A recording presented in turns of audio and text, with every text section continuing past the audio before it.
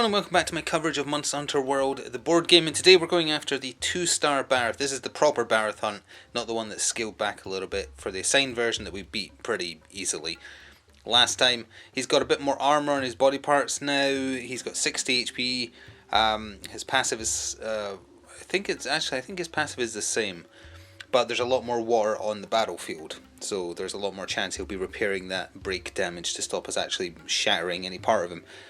And I think going forwards, when it's an assigned quest, i.e. it's kind of like the story version of a monster, we will go through the adventure book in detail. For the 2 stars and repeat hunts and whatnot, I think it's a good idea to skip it because it gets a little bit repetitive. On that note, I've already done the adventure mode. I started from entry number 2, which means we get a Barroth Clawed for free, and then I immediately went to entry 30 from that entry, which is just start the fight at the cost of 5 time cards. So we actually have 25 left now with those 5 discarded to go straight to the fight, and Skull Crush has been added to Barroth's attack deck. That both hunters are identical as last time. As I said, we didn't get enough bits to make anything. Actually, did I say that? I meant to say that if I didn't. Last time we didn't get enough rolls and didn't get enough breaks to have parts to make anything at all. No weapons, no armor. Hopefully that'll change after this one, but we'll see. So I think we're ready to just jump straight into the hunt in this slightly different battlefield. There's a bush next to them. Other than that, it's a bunch of water elements, so it's going to be very hard to break anything, which will further make it harder to get drops, annoyingly. But either way, I think that covers it. Let's just jump in, start the hunt. So as we start, Barroth must actually face this way. I just wanted him facing sideways so you could see him in all his glory. He is attacking the closest hunter to start with, so he will be going after the Gunlancer as always, because I always put him closer. And Skull Crush, the card that was added as a result of me rushing to the hunt, is first range 1 right in front of him, and then he backs off for 2. Both good and bad, because it misses, but then he backs off. So he is all the way up in the edge of the table there. For the bow user, not so bad. For the Gunlancer though, annoying. They both get a turn and they can both play 3 cards. Let's see, let's just go with the Gunlancer first. He does have an upward thrust in his deck, but I don't think he's going to get close enough. Well, we'll move our free space 1, and then we would have to, what, move 2 and then dash forwards? Yeah, that's not happening. We'll put a lateral thrust down, face down, to get 1 extra point of sprinting. And honestly, I think that's going to be it for his turn. Yeah, we're not going to be able to take advantage with him of the Barroth not attacking us. So, time card for the Gunlancer. Tactical Shift. Oh, up to 2 hunters may move 1 node. That's pretty handy. So I actually put his on the wrong board, I just realised, but either way it gets discarded now. Anyway, he will take advantage and move 1 node because the Barroth's attacking furthest. The bow user will also take advantage and move 1 node. Gunlancer flips his token, and bow user gets to go. Up to 3 cards. He will move here. That puts him 1, 2, 3 away. Can we take advantage of that? Yes, we can. We'll use a charge sidestep. So we get to do 1 free point of movement, and we draw 1 extra damage card for the next damage I inflict. And we're going to go into the bush here. No, that means the Gunlancer is going to get targeted. He's fine, probably. So we're 2 away now from the Barroth, so we can play a bunch of stuff. Let's see, what shall we play? We can play 2 more cards, and then I can play a feint to clear my board. So sure, let's do that. We'll do a charge shot. We're only drawing the 2 damage cards because we're not at point blank range, but it actually becomes 3 because of the charge sidestep. So 3 on his head though. His head now has 2 armor. So this is damage minus 2.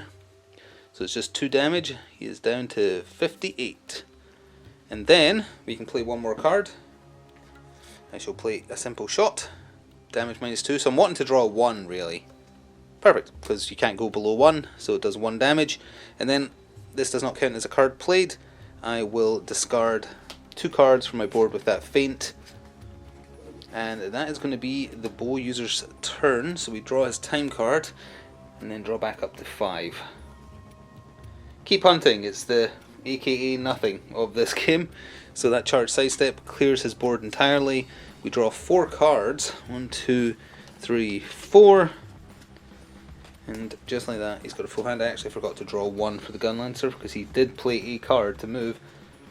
But that is it for their turn. The Barroth has taken a mighty 3 damage. And with that, we draw his card. Now he attacks furthest, we're equidistant from him. And the Bow Hunter is in a bush. So it's going to be on the Gun Lancer. Oh, he's doing the opposite of what he just did. Let me just put that there then, because he is charging a bunch. He is charging 4. So 1, 2, 3, 4. He's right back where he started. That's very annoying. And then it's 9 damage with a stun if you don't dodge it for 2. So we'll absolutely be dodging it, because that is way too much damage. We'll put a quick reload down. It's got dodge 2. I don't think we're going to... Actually, no, we will move. We will, because his head is 2 armoured now. Let's move over to here, so you can go diagonally or 1, 2, whichever. If you're attacking his side, you can actually choose to attack his back or his claws. His back has 1 armour and his claws have none. I think the bonus for breaking his back is actually better though, but either way. So off of the back of this we get 3 hunter activations, and I can activate either of them because they both went, so their tokens are flipped back over. Give me a chance to think. Alright, I'm going to go with the bow user first because Barroth's tail is also unarmoured. So we're going to come over here, right there. Actually, do I need to be point blank range for what I want to play here? I actually don't, so you know what? No, we're back there. We can still reach him from there.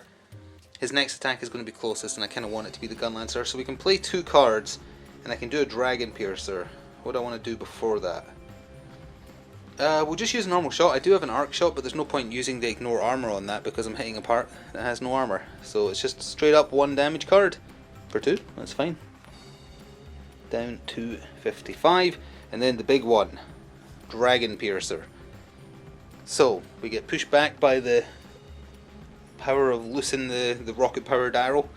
We draw 3 damage cards and do 1 break. I was hoping for higher numbers. Now it's 3, 4. So he's at 51. Now I do have his other feint card in hand, but I don't think we need to play it. What we do need to do is 1 single break on his tail. His tail needs 3 break tokens to break. If it does break, it doesn't give us any benefit in the fight, it just gives us a drop on the drop table. But that's okay. So I don't think I want to do the feint card, I want to hold on to it. So we'll just go time card. Suspended Boulder. Oh dear. Well, let's clear the board first. Lose the rightmost card. Draw back up to 5, so that's 2 because we played 2 cards. We're looking for a 1, 2 or a 3. Of course not. Your hunter suffers 2 damage. Well, would you look at that?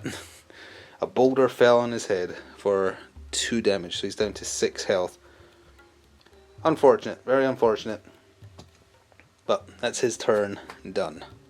So for the Gun Lancer, because of my hand, I've only really got 1 choice of cards to play. We're going to start with a lunging thrust. We're not going to use the optional movement because we're where we want to be. I'm choosing to attack the claws, so there's no armor, so this is just straight up damage. Nice. Okay, so 3 damage straight up is 48. Let me just adjust that. 48. And then we're going to play a Gluttonous Rising Slash, the special card for using the Great Jagras Gunlance. So we're flipping a shelling card, and that means in total we're drawing 3. And no armor. Nice. That's a lot of damage. 5, 6 damage. Oh, sorry, that wasn't fully on screen, but it is 6 damage. So that is another 6 there, down to 42. Oops, apologies for kicking the camera there. And I think I'm going to Wrath of Meow as well. Yeah, while I've got the chance here, I'm going to Wrath of Meow. We draw 3 damage cards, it counts as an attack. Palico ability used up. And again, it's just straight damage because I'm hitting the sides. There's 3, 4, 5. Oh, that means there's still some 3s left in there. That's still 5 more damage though, so that's not insignificant. That's him down to 37 already. And we time card. I'll get these cleaned up between takes. Time card. Threat shift. So it's the first swapping threat values of the game. Discard rightmost card. Draw 3 more cards to get back up. 2 more cards it should be, shouldn't it? I think I didn't draw it before because I am missing 3 cards. But I definitely only played 2 there. So that's strange. I got a guard up card, that would have been perfect to put into play. I don't think I'm allowed to play cards because I did get a quick reload that might have been worth playing, but it's got a good dodge value on it, so I'll hold off. Time for Mr. Barroth to get his revenge. He is attacking with his tail against the closest target. It's actually a mud shake, so he's hitting everyone within range 2, so hang on, which one is he on? Yeah, he's on this one, so the bow hunter is out of range of this, so it's only hitting the gunlance hunter. It's dodge difficulty 2 for 5 water damage. He isn't wearing any water defense, so it would just be the straight up 5 damage, unfortunately. I will play the quick reload as a dodge. It's dodge 2, so that goes face down on his board, and he dodges it. We're only allowed to activate 1 hunter, but they can play 3 cards. Gunlance hunter's only got 2 spaces, and I can't really do anything about it, so I think we're going to go with the bow. Yeah, I think we're just going to go with the bow. He can do a bit of damage to the tail. There's no armor there. He can just keep firing. Now, is there any reason to get closer? Kind of. He doesn't have great damage cards though. From where he's standing, he could play those 3 and then feint afterwards. Yeah, we'll just do that. We'll stay where he is for now. The bow hunter, he's activating. We're just going to do an arc shot, which is just a straight up 1 damage against his tail card. Did 2. That's good. And then we can play 2 more cards. We're going to play a regular shot for 1 more damage draw. Oh, and that's the last one for 1 damage. Oh no. Well, in that case, there's no point playing another card. We'll put the feint in play just to clear the board. But he now needs to do a rest turn. So that discards 2 cards. But yeah, he can't play any more attacks because he has none. Time card. For the bow user, it's a roar. You lose d6 number of time cards from the deck. Don't roll high. Thank you. 1 more card gets discarded. For the record, it was... Oh, we would have been able to discard 1 extra card from the board. That would have been really good. Oh well. Well, the bow user's board is now clear because he has to get rid of 1 as per that time card. But the gunlancer has to be the next one to activate after Barroth goes. Well, let's see how much the Barroth is hurting. This time it's a head-based closest target, so it's still hitting the gunlancer. Nosedive. Okay, so he's moving towards them for 2, which is push, and then would push him off the table. So let's put him just right back here then.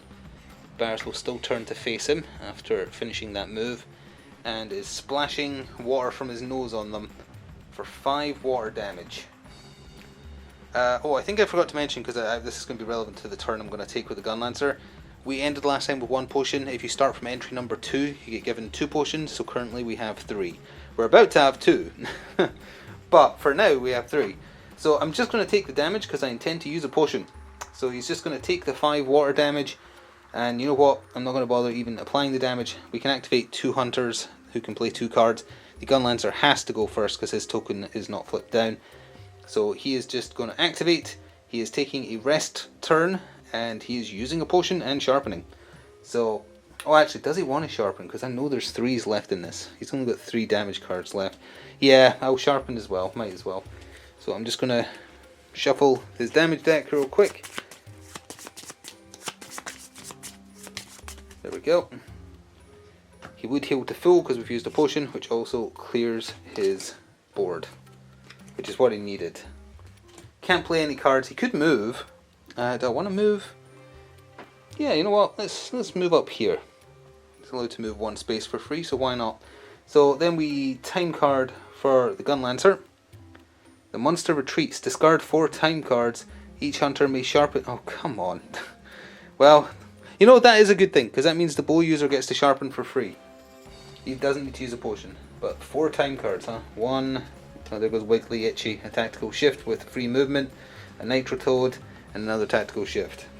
That is a problem. That's a lot of time cards discarded. That's 5 in total discarded from the deck once the hunt started. Well, we still get to go with another hunter. The bow user activates. His damage deck is back, so we don't need to take a rest turn with him, so that's okay. And we're going to get in there, I think. So he's going to free move down to here. He's going to hit the side arc, and we're going to choose to hit the claws, so there's no armor. We can play 2 cards. We'll do poison coating. Finally drew one of them. And then we'll play... What's my best bang for buck here? charge shot even though we're not point blank. Yeah. So that means thanks to the poison coating we're drawing 3 damage cards, no armor because I'm hitting the claws, and poison, which I will try and remember. I frequently forget and then remember like 2 turns later, so it does get applied eventually. So 3 damage cards, nice. 5, very nice. So that is 29 he is down to now. 29. And that is both cards played. So we'll just time card. I already moved, yeah. We'll just time card. Time card. Tactical shift. Oh, up to 200 may move 1 node. Who's he attacking next? He's going after closest again. I'll move the bow user back up there because I think he's going to push up, like he's going to charge and push the gun lancer up into that corner. So yeah, that'll do. Remove the rightmost card. Draw back up to 5, which is 2 because we played 2 cards. Oh, we got a paralysis coating in hand. Perfect. And that was our 2 turns. So it's Barroth. I've moved the camera over here because I believe the Barroth is most likely going to charge, although I've just looked at the card and it's got the tail symbol, so maybe not. If he is charging, the reason I position myself there is so he doesn't touch water tiles. I'm trying to make sure he doesn't do that to heal break damage. So let's see what he's doing. Wide sweep. So he is moving 2 towards the Gunlance Hunter, so he is going to shove him like that. Oh, but then he's attacking every direction except in front of him, so the Gun Lancer is actually safe, but the Bow User is in range because it's 2 nodes from every other arc. So he's getting attacked. He's got built-in water defense thanks to that Jagras mail he's using. That's 1 water defense. That would mean he takes 4 damage. Or he could try and dodge difficulty 3. He'll take the 4, so it's 5 damage down to 4. Oh, which actually puts him on 2 because I forgot he got damaged in the suspended boulder card. He's in danger. That's okay though. We'll hopefully make do. Although I've just noticed the Barroth is attacking furthest target next, so I might not even get the chance to heal him because we can only activate 1 hunter. They can play 3 cards, that's great, but we can only activate 1 hunter, and I have to activate the Gun Lancer because his token is only 1 face up. Arg. Well, let's keep going. So I'll just prematurely flip that down because we have to go with the Gun Lancer. He can play 3 cards, that's great. I'm going to start with the guard up. Oh, but that activates... He might still get the chance to use this. If there's only 1 hunter activation, I can activate the Bow User, which means that card won't immediately go away. Then, that also puts 1 face-up card on my my board. Actually, before we do any of that, I'm going to move my free movement. So I'm riding the line between his face and his sides, so I can choose to hit the sides. So there's no armor. Let's do... Ooh, do I do Wavering Stake Cannon followed by Wavering Stake Cannon, or do I do an overhead smash to put some distance between us? We're getting a break either way, and it's the same number of damage. Oh, actually, it's not the same number of damage cards, because they use shelling cards. Let's go for raw damage, because we burned a lot of time cards. So, we're doing one of those as our second of 3 allowed card plays. Flipping a shelling card, hitting his claws, so it's just damage of 2 cards. That's 5, very nice. So that puts him down to 24. And we're going to do it again, because we can play 3 cards. So there's another one, flipping in another shelling card. He's got 2 left face up currently, and that's 2 more damage cards, no armor. That's 4 more, so he's on 20 on the dot. Pretty good, honestly. 20 on the dot. Nothing else we can do. Time card. Threat shift again. Most of the deck is threat shifts of some kind. So one of those Wavering Stakes gets discarded. We exchange tokens, and everybody's tokens are now face up, so I can choose who activates next. But it is over to Barroth once I drop to 5, so that's 4 cards in total. 3, 4. We've got 2 full bursts in hand, and they've got dodge value 0 on them. That's not helpful. Alright, if the Bow User can live through this, I have things I can do, but he has to live through this. Rear slam, so he's targeting furthest. Oh, he wouldn't turn to move until he actually does the move, and the move is second, so never mind, he just attacks where he is, hits nothing, and then backs away from the Bow User because he's the furthest threat twice. So he's coming all the way down, we're going to have to move now, sorry, all the way down into the corner, and then we can do 2 hunter turns with 2 cards. Well, let's start with the bow user then. I'm going to use his Palico to start with, and he can use his Palico twice per hunt thanks to his Jagras mail to heal to full. He's doing it on himself. So we'll heal to full, so he's back to 8. Hooray, he lived. We'll move down here as our free movement. Ooh, we can play what, 2 cards? Well, I'm going to be a little bit daring. I'm going to put this one down for extra movement, so it's a face down card. It doesn't count towards our turn amount. And we're going to go here because that's 1-2. Yeah, that puts us in range of bow attacks. We'll use another poison coating. Oh, hey, I played a poison coating, which reminded me, poison coating was a thing. So he's down to 18 actually, because he took 2 damage at the end of his last turn, because Barroth is 1 star weak to poison. And then we'll do a charge shot. So that's our actual second card played. We draw 3 because of the poison coating, but it's against the head, so it's damage -2. Oh, that's still good. Okay, so we did 3. That comes down to 15 health. He is poisoned. And that's it for his turn. So I'll just reach over here for the time card. Vespoid attack, he suffers paralysis. Well, that means I don't draw up because you just keep a hand of 2. That card gets discarded. Token is flipped. His Palico isn't flipped because he can use it again. And then we have to go with the Gun Lancer. And I have to get him close. Oh, but that means the guard up's going to go away. Yeah, that means it was a waste. That's unfortunate. Well, when he activates, the guard up, it gets discarded from his board automatically at least. So it puts lots of space there. He is going to move. He's going to move here, which means I discard the top card of my damage deck. Just to get closer. Please have a lunging thrust. Nope. Absolutely not. Not at all, no. Okay, I can't even play a full burst to move. He's going to have to just play 1 card, I think.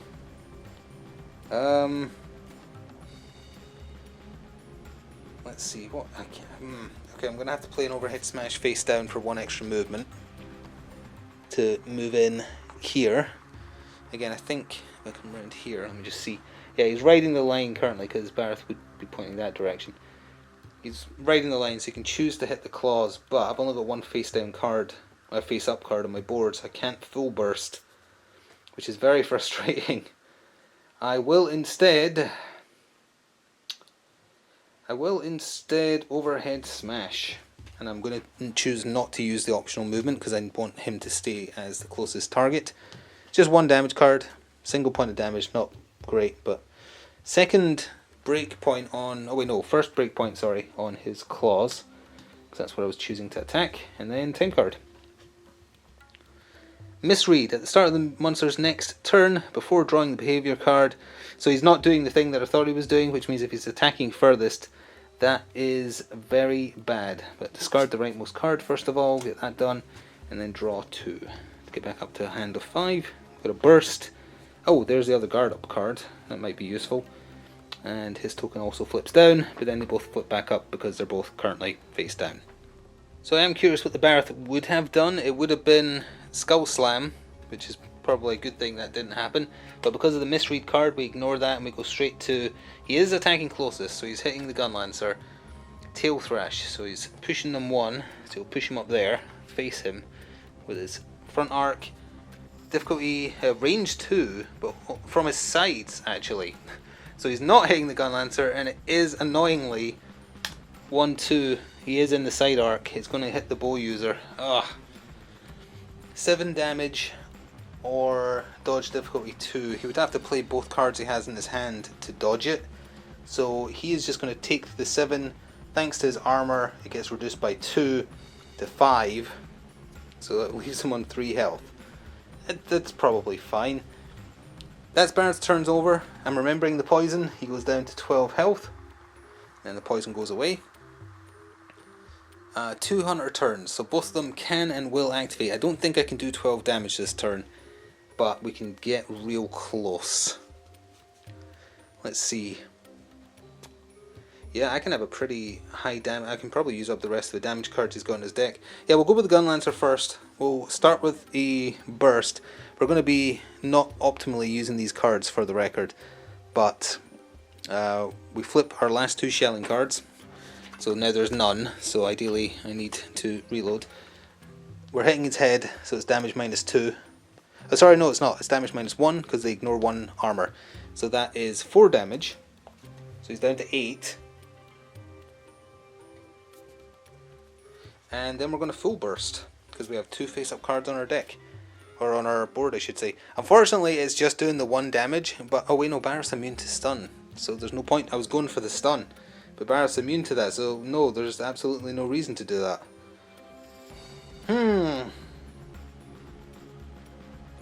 He's attacking. Oh, well, you know what? I'm just going to alter my turn slightly and say I played the guard up first. That's my first card play. That's all I'm changing, nothing else, just because I forgot that Barroth is immune to stun, so there's literally no point trying to apply it because it does nothing to him. So that was it. He still only did the burst, so nothing changes with the damage cards drawn at all. Time card for the Gunlancer. Poison Cup. This would be wonderful if it poisons the Barroth. Not so much if it poisons the Hunter. So that burst card gets discarded. We draw back to 2, and then Charge Shell and Lunging Up Thrust. Where were you last turn?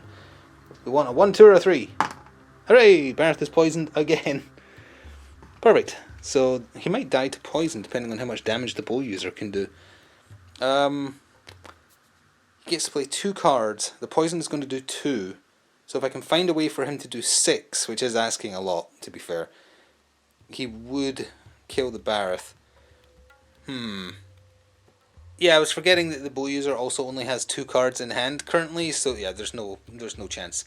So we'll just use those 2 cards, because why not? So we'll use Paralysis Coating, followed by Arc Shot into the claws. Barroth is not immune to Paralyze, so that means his next attack is movement 0. I think, again, I keep on getting Stun and Paralyze mixed up. I'll have to double check between takes. Either way, 2 damage cards. He also ignores 1 armor. Not that there is armor on the claws. He did 2 damage. And that's all he can do. His board is full. He'll use his Palico again, thanks to the Jagras Mail, to heal to full, so he can take a hit. That's all he'll do. So his Palico is now done for the hunt as well, entirely. And we'll draw the time card for him. Threat shift, we're switching threat values again, and they're both flipping them face up, because they would be both face down now. And we'll just stay going, because the Barroth activates. Well, no, you know what, I'm going to have to go check what Paralyze. I need to have, like, the quick reference at the back of the rulebook is not accurate. Well, it is accurate, I just mean it's not thorough. So it doesn't have enough information on it. It does not work as a good quick reference. Yep, it is movement 0. I should trust my instincts. It might not even have any. Oh no, you know what, it does. So he would have moved 3 because of Paralyze, he does not. And then he attacks his front and right arcs at range 1, so the bow user is out of range, so that's handy. The Gunlancer takes the hit though. You know what, I am actually going to literally take that to the face. 6 damage, gets reduced by 2 to 4 damage, so he's on 4 health. And that means he's in a better position, because he can play 2 cards, because he has... Oh, sorry, no, I forgot his guard up. So he didn't take 4 damage, he took 1 damage, because his guard up gives him 3 more. Sorry, I forgot about that. That was the whole point of doing the guard up. So he's on 7 health, because he only took 1. Now, he is just straight drawn damage cards, of which there is 2, however. The Poison Cup hits Barroth, and puts him down to 4. So, on 2 damage cards, with the Gunlancer, who you can't even see because Barroth is so large, there he is in front of him, because I can only activate 1 hunter. As long as those 2 damage cards are done to an area without armor, I hope that he'll die. So on that note, he's going to use his free movement to slip around the Barroth here to attack the unarmored claws. So what is my best bet here? Well, first of all, the guard up gets discarded automatically. It doesn't need to wait for a time card, you just discard it when you activate. Just a charge shell, yeah. You can only play it if it's the only attack you played this turn. It ends your turn when you use it. You would flip a shell, sadly can't do that, but I do flip 2 damage cards. So, is it enough? You better believe it's exactly enough, hitting the unarmored claws for 4 damage. The 2-star Barroth has been bullied. So insert proof of a hero here as we once again defeat a Barroth. We didn't break anything though, so we're not getting any free bits, which does not bode well for being able to make anything, unless we get lucky on our reward rolls, which I mean, I know you can't fully see the table, but just know I'm looking at it. So again, I'm not going to make any decisions about gear until I've thoroughly looked over what I need, but I will on camera do the rolls to know what I have to choose from. So this is for the Gunlance Hunter.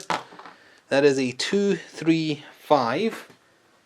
So Gunlancer 2-3-5. So as it is, that would be a claw, which I know for a fact he has too many of. He has 3 claws currently, so I wouldn't really want that. A 3 would be a ridge, that's pretty good, and a 5 is a carapace, but I could maybe combine the 5 and the 2. Oh no, that would be a monster bone small, that's rubbish. What about an 8? What would an 8 give me? Another claw. He can't escape getting a claw. He'll probably just take those rewards at face value then, because that seems like the most optimal thing. So for the bow user though, he's got a bunch of Barroth bits. I don't know if there's a Barroth bow, I don't think there is. That is a 2, 3 and a 4, so very close. So bow 2, 3, 4. So the only difference is the 4, which is a shell by default. Yeah, I don't think there is a Barroth bow. Let me just check. That's the Gunlancer Wildspire Wastes. There's the bow Wildspire Wastes. Nope, there's a Diablo's bow and a Puki Puki bow. So really, I'm not really going after the Barroth Gunlance either, because I'm quite happy with how the Jagras one does. I like the damage deck for it. It's very powerful. So really they're both just going for the armor. And I think I pointed out last time, but just in case you didn't catch the assigned Barroth, any reference to a Barroth tail, ignore. There is no Barroth tail in any drop table. It is a misprint, or well, they call it a misprint, I think it's just a mistake. But it makes the Barroth armor easier to make as a result, because it mentions a part you don't need to get. So for instance, if you get the ridge, you don't need to, you can ignore it needing a tail, then you just need a single claw and fertile mud, and you can build the helmet. Fertile mud, from what I remember, is from the adventure mode. I can't remember where specifically, but we did this in the online version. I'm pretty sure you get it in the online, in the adventure mode. You have to take a certain route, so it's not even about killing the Barroth. Yeah, just the helmet needs a tail in terms of the armor, and then I think the Gunlance also references his tail. Actually, no, it doesn't. That's weird, because in the game you need a tail. The reason I remember that is because the very first video I made on my gaming channel for 3D Ultimate that I did solo was needing a Barroth tail to, I think, finish the Gunlance. Anyway, that is a story for another day. We are done. I'll probably do one more Barroth off camera. One day we'll go back and do like tempered Jagras, tempered Barroth, fight them when they're souped up super versions. I think we're ready to go to the next tier of monster now though. So for Wildspire Wastes, that would be Puki Puki. For Ancient Forest, that would be Tobi Kadachi.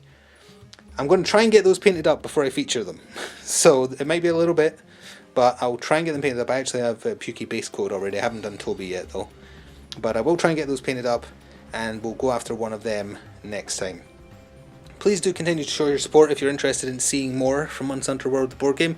There is an Iceborne version of the game coming to Kickstarter at the end of May, really soon from when I'm recording this. I think it's the 20th it gets launched on Kickstarter. Not fully compatible with this version of the game, because they didn't want to, well, their excuse is they don't want to have power creep. If you kill Elder Dragons in this version, then you go to Iceborne, you're going to find the first few fights super easy. I feel like there's ways to balance around that personally, and they're just being a little bit lazy, but whatever. Anyway, if you would like to go above and beyond to show your support, please do consider pressing the thanks button or becoming a channel member. All the money gathered from that is reinvested in the channel and the games we cover for it. Until next time, ta for now.